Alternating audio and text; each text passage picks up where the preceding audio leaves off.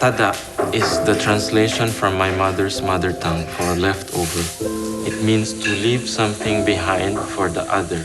We take in food waste, which we have lots of in Singapore, and turn that into fertility and produce vegetables that becomes output that goes back into the community.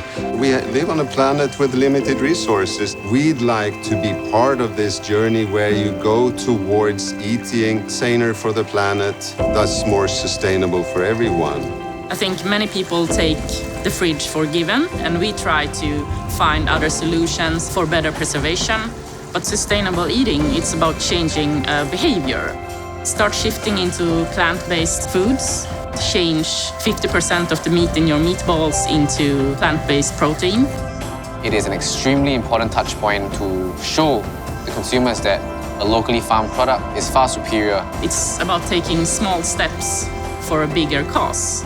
I never used the word waste. It's actually quite difficult to grow this lettuce or this vegetable. We should value a little bit more of the hard work that was put in to bring that food to the table. We dream for the world that they have a better eating experience every day.